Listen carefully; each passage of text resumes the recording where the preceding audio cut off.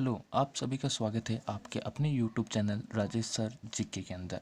देखिए, हमने जो अभी पीछे के वीडियोस में जिन टॉपिकों पर चर्चा की है, जैसे मैंने अभी 2 वीडियोस डाले हैं। एक में तो हमने राजस्थान के एकीकरण के बारे में चर्चा की है और एक वीडियोस के अंदर हमने राजस्थान की प्रमुख प्रथाओं पर चर्चा की है।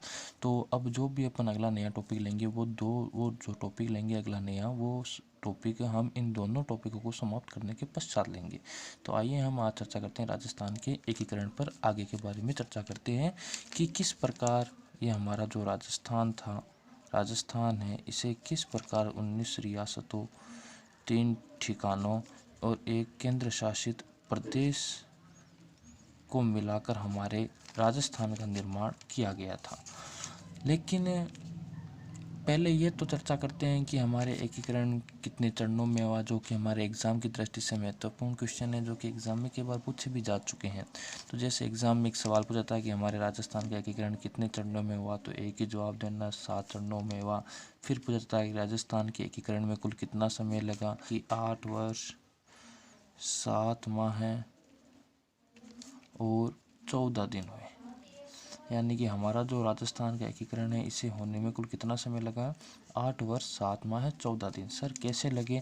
तो हमारे राजस्थान का जो एकीकरण है, इसकी जो शुरुआत हुई थी, वह शुरुआत 18 मार्च 1948 को हुई थी और पूर्ण ये जो हुआ था वो हुआ था आपके 1 नवंबर 1956 को। तो लगभग क्या 8 वर्ष 7 माह और 14 दिनों का कुल समय लगा था। यहाँ से एक सवाल पूछा जाता है कि हमारा वर्तमान राजस्थान कब अस्तित्व में आया, तो 1 नवंबर 1956 को अस्तित्व में आया। अब अगर हम चर्चा करें हमारे एग्ज़ाम की दृष्टि से महत्वपूर्ण क्या बनता है, तो एग्ज़ाम की दृष्टि से आपके महत्वपूर्ण बनता है इन 7 चरणों के नाम। हर चरण का नाम आपको याद होना चाहिए। तो हम सभी चरणों के बारे में विस्तृत चर्चा करेंगे, लेकिन अभी हम एग्ज़ाम की दृष्टि से जो हमारे लिए महत्वपूर्ण तथ्य हैं, जैसे एक तो चरणों के नाम और दूसरा इन चरणों का समय, यानी कि इनका उद्घाटन कब किया गया, कब नहीं किया गया, ये 2 महत्वपूर्ण चीज़ें हैं। और राज प्रमुख भी महत्वपूर्ण है, प्रधानमंत्री भी महत्वपूर्ण है। तो इन सभी को हमें एक शॉर्ट तरीके से इनको दिमाग में अच्छे से याद रखने के लिए कुछ अच्छा प्रयास करने के लिए जा रहे हैं। उम्मीद करता हूँ कि ये आपको अच्छे से समझ में आएगा। देखिए, आज हम चर्चा करें हमारे राजस्थान के बारे में। तो आप सभी को पता है कि हमारा जो राजस्थान है वो कुछ इस प्रकार से आपको नज़र आता है, सबको आता है, ये राजस्थान है। अब यहाँ से सवाल जैसे पूछेंगे कैसे आपको एग्ज़ाम में आपको ऐसे कोई नहीं पूछेगा कि भाई चौथे चरण राजस्थान एकीकरण के चौथे चरण के समय प्रधानमंत्री कौन था, राजस्थान एकीकरण के 5वें चरण का मुख्यमंत्री कौन था, राजस्थान एकीकरण के 3रे चरण का प्रधानमंत्री कौन था। ऐसे आपको कोई नहीं पूछेगा। आपको सीधा सा क्वेश्चन दिया हुआ मिलेगा कि वृहद राजस्थान का प्रधानमंत्री कौन था, संयुक्त राजस्थान का राज प्रमुख कौन था, मत्स्य संघ की वार्षिक आय कितनी थी। तो इन सभी पर हमें ध्यानपूर्वक अध्ययन करते हुए आगे बढ़ते हैं। देखिए, मैंने आपको पीछे के एकीकरण के पीछे के वीडियो में मैंने आपको बताया था कि हमारी केंद्रीय सरकार के द्वारा प्रयास किए जाते हैं, एक रियासती सचिवालय की स्थापना की जाती है। देशी रियासतों का एकीकरण करने के लिए एक रियासती सचिवालय की स्थापना की जाती है 5 जुलाई 1947 को। और उसके अध्यक्ष बनते हैं कौन? सरदार वल्लभ भाई पटेल और सचिव वीपी मेनन। तो दिल्ली से अगर चले राजस्थान का एकीकरण करने के लिए, तो सबसे पहले जिस क्षेत्र में पहुंचेंगे वो वाला क्षेत्र होगा ये वाला होगा। यहीं पर पहुंचेंगे, अर्थात एनसीआर क्षेत्र में। एनसीआर जानते हो, राष्ट्रीय राजधानी क्षेत्र। तो एनसीआर क्षेत्र अलवर भरतपुर करौली धौलपुर, एनसीआर क्षेत्र अलवर भरतपुर है, बाकी करौली धौलपुर, ये 4 जिलों का विलय किया गया था सबसे पहले चरण में। तो एनसीआर में प्रवेश करेंगे और यहाँ जो रियासतें थी उन रियासतों का एकीकरण किया जाता है। यह था आपके राजस्थान एकीकरण का प्रथम चरण। अब अगर हम चर्चा करें, पहले इन 7 चरणों पर चर्चा कर लेते हैं कि किस किस भूभाग को मिलाया गया था, क्योंकि अगर हमें नाम इनके दिमाग में रखने तो आपको यह प्रैक्टिकली समझना पड़ेगा। तो पहला चरण हो गया इस वाले भूभाग का। अब जो आगे का एकीकरण चलेगा वो क्लॉकवाइज चलेगा, जैसे घड़ी चलती है उसी प्रकार चलेगा। तो क्लॉक घड़ी ऐसे चलती है, ऐसे चलती है घड़ी। तो दूसरा चरण जो होगा वो इन रियासतों का होगा। किन रियासतों का? इन रियासतों का। तीसरा चरण देखो ये हो गया। अब तीसरा चरण यहाँ, तो यहाँ पर भी एक रियासत थी, उदयपुर रियासत, ये तीसरा चरण। चौथा चरण, चौथे चरण में इतना बड़ा भूभाग मिलाया गया था, ये वाला भूभाग, ये वाला जो भूभाग दिख रहा है ये वाला मिलाया गया था। और पांचवा चरण, पांचवें चरण में इस प्रथम चरण अर्थात मत्स्य संघ को राजस्थान एकीकरण के चौथे चरण में मिलाया गया था। अर्थात जब ये मत्स्य संघ बना था तब इसे बनाकर एक अलग ही संघ के रूप में छोड़ दिया था। क्यों? क्योंकि यहाँ की कुछ जनता तो राजस्थान में विलय होने के पक्ष में थी, तो कुछ जनता यूपी में विलय होने के पक्ष में थी। अर्थात आप ये कह सकते हो कि कुछ युवा थे जो राजस्थान पुलिस के एग्जाम देना चाह रहे थे, कुछ यूपी पुलिस के देना चाह रहे थे। तो यहाँ पर कन्फ्यूजन था, तो इसको एक अलग ही संघ बना के छोड़ दिया था रियासती सचिवालय ने। उसके बाद दूसरा चरण, फिर इसी दूसरे चरण में तीसरा चरण मिलाया गया, फिर चौथा चरण यहाँ पर मिलाया गया। यानी कि ये एक संघ हो चुका था और ये एक अलग ही टुकड़ा भाग था। और इसे ही पांचवें चरण के रूप में इसे ही मत्स्य संघ को ही हमारे इस राजस्थान में मिलाया जाता है। तो कुल मिला के आपको चरण ध्यान में रखने हैं कितने? 5 चरण। छठा चरण, सातवां चरण कोई नहीं पूछेगा आपको कि क्या नाम था क्या नहीं नाम था। आप तो केवल और केवल एकीकरण के इन 5 चरणों का नाम रख लो। अब देखो पहले चरण का क्या नाम था। ये वाला जो भूभाग है, कौन सा? ये वाला भूभाग, दिल्ली एनसीआर वाला भूभाग। साथ में अगर हम चर्चा करें तो करौली, धौलपुर, ये भी रियासतें भी सम्मिलित की गई थी। तो ये वाला जो भूभाग है ये महाभारत काल में मत्स्य जनपद का ही एक भाग था। और इसी कारण के एम मुंशी के सुझाव देने पर इस संघ का नाम क्या रखा गया? मत्स्य संघ। अब दूसरे चरण का क्या नाम? तो आप मुझे तो यह बताइए ये दिशा कौन सी है? आप सभी को पता है ऊपर हमेशा क्या रहते हैं? नॉर्थ। तो ये दिशा कौन सी हुई? पूर्व। तो दूसरे चरण का नाम रखा गया था पूर्व राजस्थान। दूसरे चरण का क्या नाम रखा गया था? पूर्व राजस्थान। फिर तीसरा चरण, अब तीसरे चरण में क्या हुआ? दूसरे चरण में यहाँ से एक रियासत मिलाई जाती है 3, और 3 को ही आप उदयपुर भी लिख सकते हो। तो उदयपुर रियासत मिलाई जाती है और मिलने को कहा जाता है क्या? संयुक्त। तो तीसरे चरण का नाम रखा गया था संयुक्त राजस्थान। फिर देखिए इतना बड़ा भूभाग मिलाया जाता है। अब ये दोनों अलग अलग नहीं है, अब ये दोनों एक ही है और इनको संयुक्त रूप से क्या कहा जा रहा है? संयुक्त राजस्थान। अब इस संयुक्त राजस्थान में मिलाया जाता है इतना बड़ा भूभाग, और बड़े को क्या बोलते हैं? वृहद। तो यानी कि चौथे चरण का क्या नाम रखा गया? वृहद राजस्थान, या वृहत्तर राजस्थान भी आप कह सकते हो। अब इन लोगों ने ठान लिया कि भाई हमें तो राजस्थान में रहना है और राजस्थान पुलिस की तैयारी करनी है। तो फिर इस मत्स्य संघ को मिलाया जाता है किसमें? वृहद। और मिलाने को क्या बोलते हैं? अभी मैंने आपको बताया था संयुक्त। और चौथे चरण का क्या नाम है? संयुक्त वृहद राजस्थान। तो ये पांचों नाम आपको याद रखने पड़ेंगे। तो यहाँ पर मैं क्रम से लिख रहा हूँ, आप ध्यानपूर्वक देखते रहना। पहले संघ का नाम है मत्स्य संघ। दूसरे संघ का नाम है पूर्व राजस्थान संघ या पूर्व राजस्थान। तीसरे का नाम है संयुक्त राजस्थान। चौथे का नाम है वृहद या वृहत्तर राजस्थान। पांचवे का नाम है संयुक्त वृहद राजस्थान। छठे का नाम राजस्थान और सातवें का नाम राजस्थान। यानी कि हमें क्रम ध्यान में रखना किनका? इन 5 का। मत्स्य, पूर्व, संयुक्त वृहद राजस्थान और संयुक्त वृहद राजस्थान। अब अगला जो हमें यहाँ से महत्वपूर्ण ध्यान में रखना है वो हमें यह ध्यान में रखना है कि किस चरण का राज प्रमुख कौन था, इसका प्रधानमंत्री कौन था, उसका राज प्रमुख कौन था, उद्घाटन किसने किया।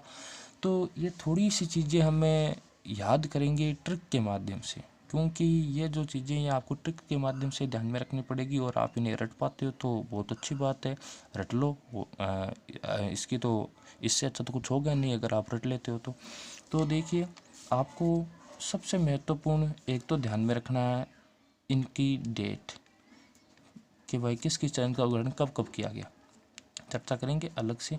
इसके बाद में आपको ध्यान में रखना है कि विशेष रूप से तो आपको जो राज प्रमुख ध्यान में रखने हैं, ये केवल और केवल इन 4 चरणों के ध्यान में रखने हैं। 4 और 4 ही चरणों के नाम ध्यान में रखने हैं आपको प्रधानमंत्रियों के।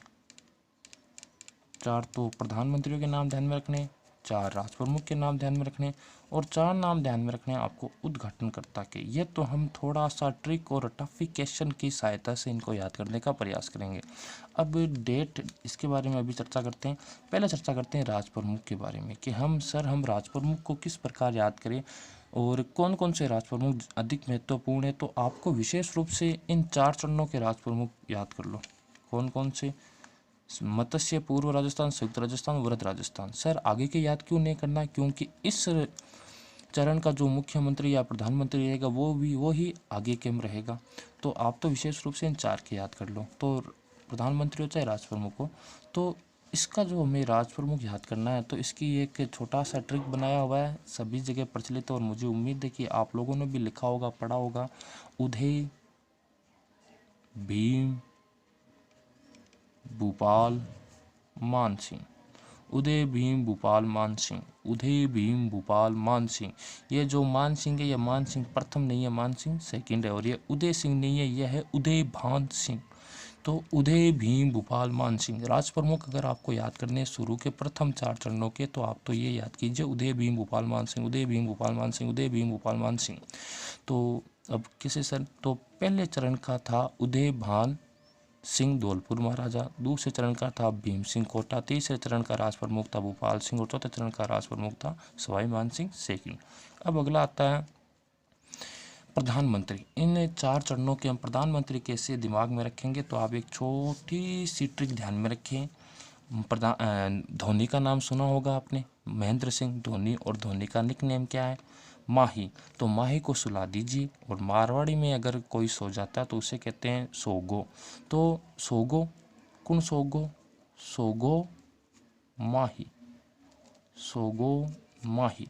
अब सोगो माही प्रधानमंत्री, तो पहला, दूसरा चरण, तीसरा चरण, चौथा चरण। सर कौन कौन हुए? इन चारों की फुल फॉर्म बताइए। तो पहला आता है शोभाराम कुमावत। कौन आता है? शोभाराम कुमावत। दूसरा आता है गोकुल लाल असावा, गोकुल लाल असावा। तीसरा आता है आपके माणिक्य लाल वर्मा, और चौथा आता है आपके हीरालाल शास्त्री। तो अगर आपको इन 4 चरणों के प्रधानमंत्री ध्यान में रखने हैं तो आप सोगो माही ट्रिक ध्यान में रखिए। शोभाराम कुमावत, गोकुलाल असावा, माणिक्यलाल वर्मा और चौथा हीरालाल शास्त्री।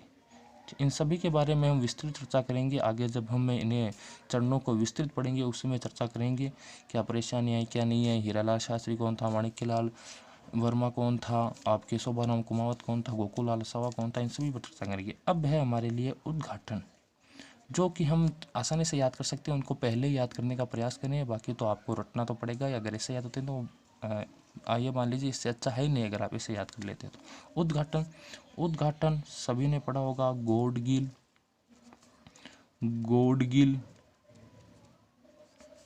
चाचा पटेल, गोडगिल गोडगिल चाचा पटेल, गोडगिल गोडगिल चाचा पटेल।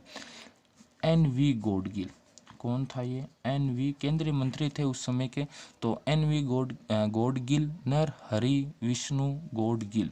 तो प्रथम चरण का उद्घाटन किया था नरहरि विष्णु गोडगिल, दूसरे चरण का उद्घाटन किया था नरहरि विष्णु गोडगिल, तीसरे चरण का उद्घाटन किया था हमारे चाचा यानी कि पंडित जवाहरलाल नेहरू, और चौथे चरण का उद्घाटन किया था सरदार वल्लभ भाई पटेल।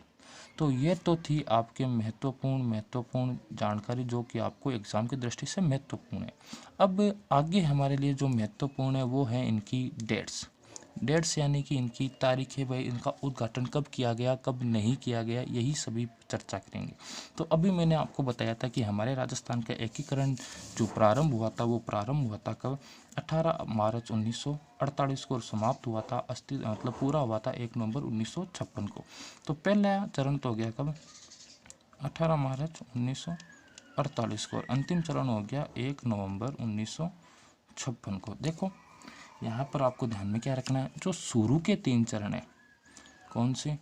मत्स्य संघ, पूर्व राजस्थान और संयुक्त राजस्थान, ये तीनों के तीनों हुए थे 48 में। कब हुए थे?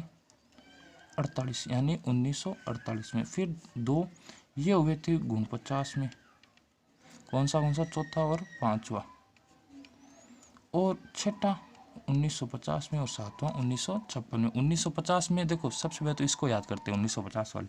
1950 की एक ही सबसे महत्वपूर्ण डेट है, आप सभी को पता है, और वो है हमारी 26 जनवरी 1950। तो आपको पूछे राजस्थान एकीकरण का छठा चरण कब पूरा हुआ, तो 26 जनवरी 1950। सातवां चरण कब पूरा हुआ, तो 1 नवंबर 1956। अब याद करने इन 5 चरणों, मेन तो याद इन 5 चरणों की ही करनी है आपको। अब पहला चरण हुआ था 18 मार्च को, और दूसरा चरण होता है ठीक एक सप्ताह बाद, यानी कि 7 दिनों के पश्चात। पहला चरण 18 मार्च 1948, दूसरा चरण भी 1948 में, कब, 7 दिन बाद, यानी कि 25 मार्च को। अब तीसरा चरण पहले चरण के ठीक एक माह बाद, यानी कि 18 अप्रैल को। ठीक है, अब चौथा चरण याद करना और पांचवा चरण याद करना है। तो चौथा चरण देखिए कितना बड़ा भूभाग मिलाया गया, इतना बड़ा भूभाग मिलाया गया, लगभग अगर हम चर्चा करें तो 70 to 80% भूभाग मिलाया जाता है हमारे एकीकरण के चौथे चरण में। अब मुझे तो एक बात बताइए आप कि हम अपना राजस्थान दिवस कब बनाते हैं, तो आप सभी का जवाब है 30 मार्च। बिल्कुल, क्यों मनाते हैं, क्योंकि इसी 30 मार्च को लगभग हमारा राजस्थान अस्तित्व में आ चुका था। तो इसीलिए, या फिर ये कह सकते हैं कि इसी समय हमारे राजस्थान की बड़ी बड़ी रियासतों का विलय किया गया था, और ये जो विलय किया गया था ये किया गया था 30 मार्च 1949 को। तो चौथा चरण हो गया 30 मार्च 1949 को।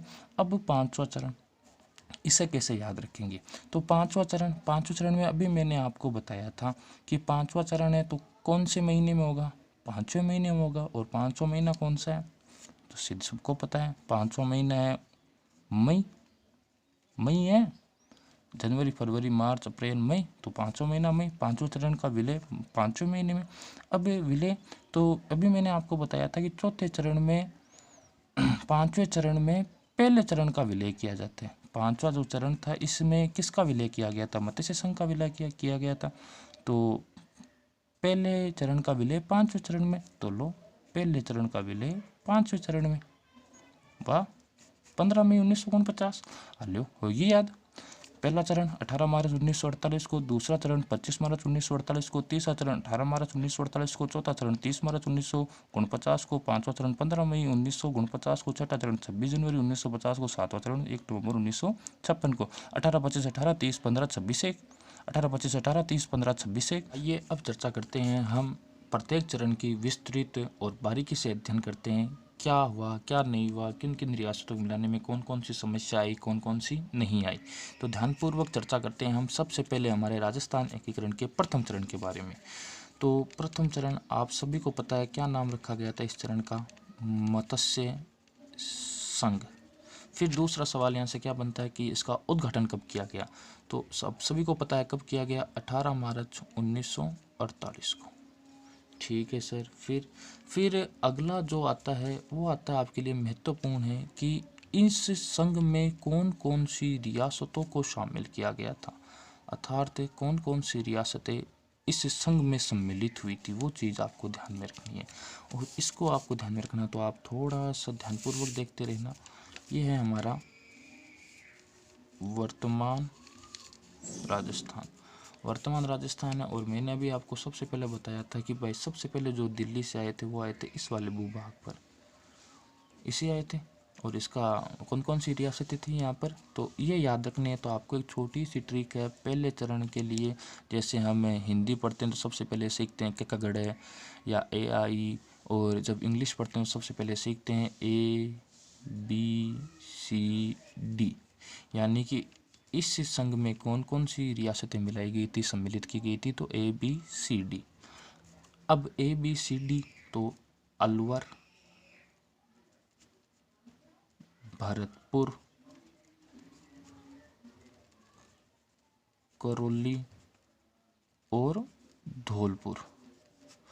इसके अलावा आपको क्या ध्यान में रखना है, तो प्लस एक ठिकाना था जिसका नाम था नीम राणा। कौन सा ठिकाना, नीम राणा। सर नीम राणा ठिकाना किस जिले में पड़ता है, तो अलवर जिले में। अब यहाँ से एग्जाम में सवाल क्या पूछेगा, सीधा सा सवाल पूछा जाएगा, धौलपुर रियासत का राजस्थान के एकीकरण के किस चरण में विलय किया गया, तो प्रथम चरण। किस संघ में विलय किया गया, तो मत्स्य संघ में विलय किया गया। निम्न में से कौन सा ठिकाना नहीं था, तो 3 ठिकाने आपको बताए थे, वो ध्यान में रखना है। चौथा ठिकाना आपको ध्यान में जो नहीं होगा वो आपको ऐसे ही याद हो जाएगा कि अगर तीनों आपको याद है तो। इसके अलावा ध्यान में सीधा सवाल पूछा जाएगा कि निम्न ठिकाने का विलय राजस्थान एकीकरण के किस चरण में किया गया, तो प्रथम चरण में किया गया।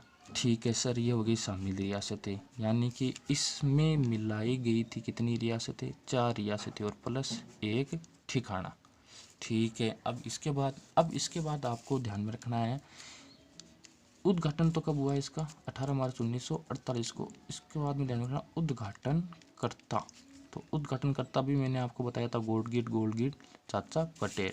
तो उद्घाटनकर्ता कौन थे, नरहरि विष्णु गोडगिल। थोड़ा सा आप ये जो पूरे नाम है जैसे इनका शॉर्ट लिखा हुआ मैं पूरा बोल रहा हूँ, नरहरि विष्णु गोडगिल, तो आप ये भी अपने दिमाग में रखना।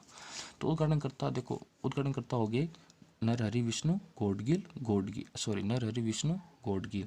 इसके पश्चात राज प्रमुख, तो राज प्रमुख अभी बताया था उदय भीम भूपाल मान सिंह बताया था ना, तो उदय भान सिंह। और उदय भान सिंह कहाँ के महाराजा थे, तो धौलपुर।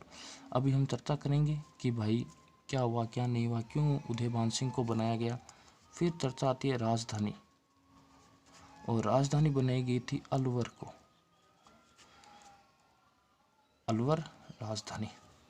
देखो, राजधानी उस रियासत को बनाई जाती है जो इन रियासतों में सबसे बड़ी होती है, तो सबसे बड़ी रियासत अलवर रियासत। लेकिन राज प्रमुख तो बनाया धौलपुर महाराजा उदयभान सिंह को, चर्चा करेंगे। इसके बाद में हम चर्चा करें राजधानी के पश्चात, तो राजधानी के पश्चात आपके लिए महत्वपूर्ण आता प्रधानमंत्री। अभी बताया था सोगो माही, तो शोभाराम कुमावत, ये भी अलवर के रहने वाले थे, शोभाराम कुमावत। अब और क्या ध्यान में रखना है, तो अभी एग्जाम में पटवार 2016 15-16 के एग्जाम के अंदर एक सवाल पूछा गया था। सवाल क्या पूछा गया था, सीधा सा सवाल पूछा गया था कि मत्स्य संघ की वार्षिक आय कितनी थी। तो ध्यान में रख लेना, मत्स्य संघ की जो वार्षिक आय है वो वार्षिक आय मानी गई थी उस समय 184 लाख रुपए। ध्यान में रखना है, महत्वपूर्ण है, पूछा जा चुका है।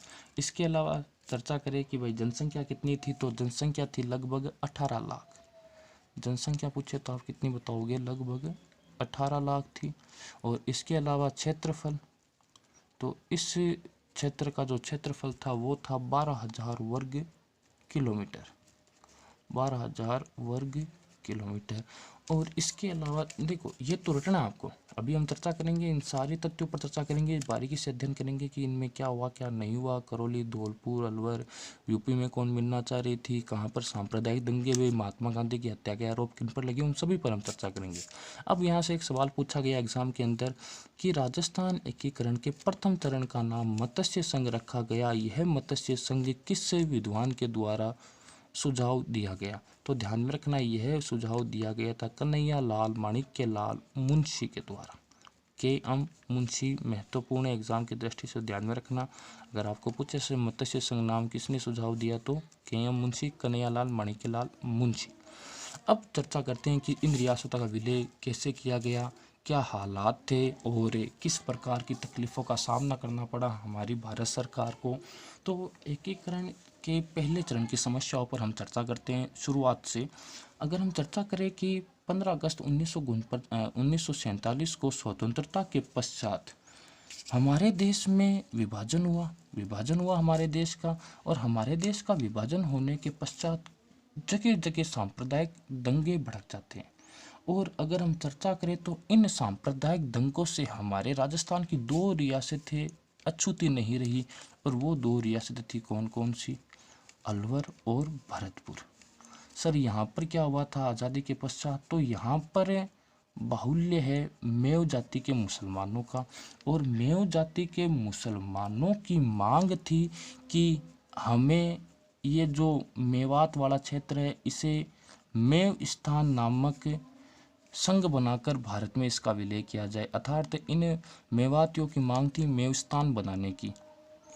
दंगे भड़कते गए। अब क्या हुआ, अलवर रियासत के महाराजा थे जिनका नाम था तेज सिंह। अलवर रियासत के महाराजा थे जिनका नाम क्या था, तेज सिंह। और एक इनके दीवान थे जिनका नाम था एन बी खर्रे, नारायण भास्कर खर्रे। अब जब यहाँ पर सांप्रदायिक दंगे भड़क उठते हैं अलवर रियासत और भरतपुर रियासत के शासक थे बृजेंद्र सिंह। थोड़ी सी चर्चा कर लेते हैं पहले अलवर रियासत के बारे में। तो अलवर रियासत के अंदर सांप्रदायिक दंगे फैल जाते हैं। मेव स्थान की मांग को लेकर यहाँ पर मेव जाति के द्वारा आतंक फैला दिया जाता है और इसी आतंक में भरतपुर भी चपेटे में आ जाता है। यहाँ पर जानकारी मिलती है कि ये जो एन.बी. खर्रे थे, ये एन.बी. खर्रे वायसराय की कार्यकारिणी के सदस्य भी रह चुके थे, कांग्रेस पार्टी के भी सदस्य रह चुके थे और किसी समय ये हिंदू महासभा के भी अध्यक्ष रह चुके थे। अब यहाँ पर कई प्रकार की, जब यहाँ पर सांप्रदायिक दंगे चल रहे थे तो कहते हैं कि भारत सरकार के पास अलवर महाराजा तेज सिंह और एन.बी. खर्रे द्वारा सांप्रदायिक उन्माद भड़काने के आरोप लगाए जाते हैं, जिसके कारण यहाँ पर भारत सरकार अपना हस्तक्षेप करती है और यहाँ सरदार पटेल ने अक्टूबर 1947 को अलवर और भरतपुर की बिगड़ी हुई कानून व्यवस्था को संभालने के लिए अक्टूबर 1947 को इन राज्यों के प्रांतीय प्रतिनिधियों का एक सम्मेलन आयोजित किया, जिसमें महाराजा तेज सिंह और डॉक्टर खर्रे को भी बुलाया गया था। इन सभी सदस्यों ने कानून व्यवस्था बनाए रखने के लिए सरकार को पूरा सहयोग देने का आश्वासन किया।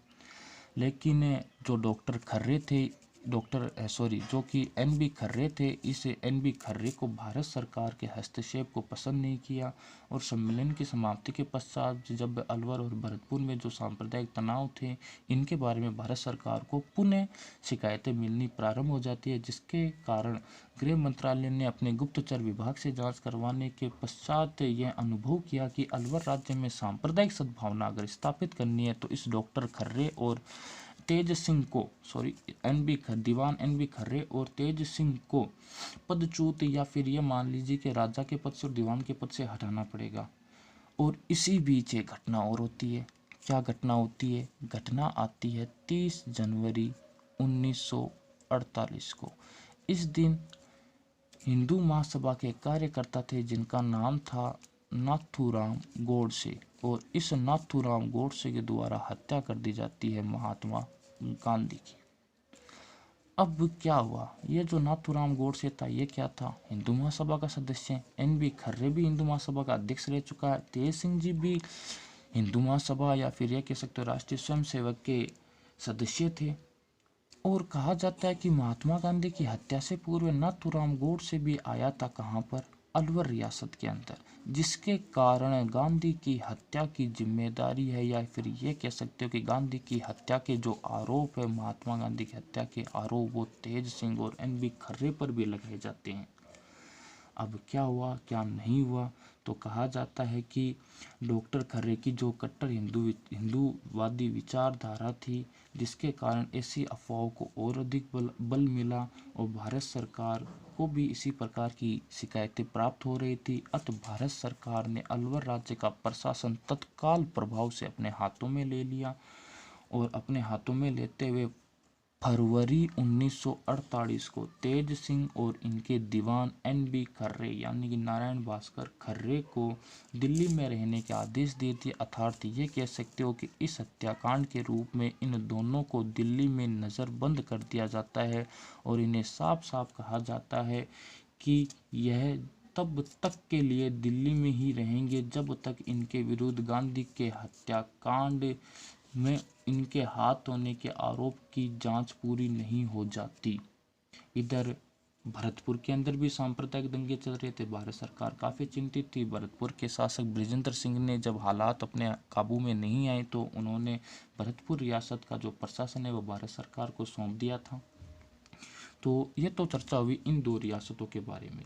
अब इसके पश्चात हम चर्चा करें, नाम दिया था मत्स्य संघ किसने? के.एम. मुंशी ने। अब ये जो मत्स्य संघ बना था, इस मत्स्य संघ को उद्घाटन होने के पश्चात केंद्रीय सरकार के द्वारा कह दिया गया था कि भविष्य के अंदर ये जो मत्स्य संघ है, यह मत्स्य संघ या तो राजस्थान के अंदर या यूपी के अंदर इस संघ का विलय कर दिया जाएगा। और उद्घाटन आप सभी को पता है कब किया जाता है, 18 मार्च 1948 को किया जाता है कि मुंशी नाम सुझाव दिया गया था। उद्घाटन करता है NV गौड़गिल, राजवर मुकुंद मानसिंह। क्योंकि यह जो क्षेत्र है, यह क्षेत्र यूपी के सीमावर्ती क्षेत्रों में स्थित था, जिसके कारण यहाँ के कुछ लोगों की जो बोली थी वह बोली ब्रजभाषा थी और कुछ की राजस्थानी थी। तो इन रियासतों को साफ साफ स्ट्रक्चर दे दिया गया था कि आपको भविष्य में या तो राजस्थान राज्य में या फिर उत्तर प्रदेश राज्य में आपका विलय कर दिया जाएगा। और इस प्रकार हमारे राजस्थान के प्रथम चरण मत्स्य संघ का निर्माण किया जाता है। अब अगला जो चरण होगा वो होगा पूर्वी राजस्थान या पूर्व राजस्थान संघ। इस पर हम चर्चा करेंगे आगे की वीडियो के अंदर। मैं उम्मीद करता हूं कि आज का ये जो वीडियो है राजस्थान एकीकरण पार्ट 2 ये सभी को पसंद आया होगा। और मैं यही उम्मीद करता हूं कि आप सभी को अगर ये वीडियो पसंद आया है तो आप हमारे YouTube channel Rajesh sir GK पर जाकर अपने इस चैनल को सब्सक्राइब करना ना भूलें, बेल आइकन ओके करना ना भूलें, बेल आइकन को ज़रूर ऑन करें। और अगर आपको PDF वगैरह भी चाहिए तो यही हमारा टेलीग्राम चैनल है। इस टेलीग्राम चैनल पर जुड़कर कई महत्वपूर्ण टॉपिक्स की आप PDF भी प्राप्त कर सकते हैं। तो उम्मीद करते हैं कि आपका दिन शुभ रहा हुआ होगा और आप इस क्वारंटाइन के द्वारा अपने इस समय का सदुपयोग भी कर पा रहे हैं। आपका दिन शुभ रहे।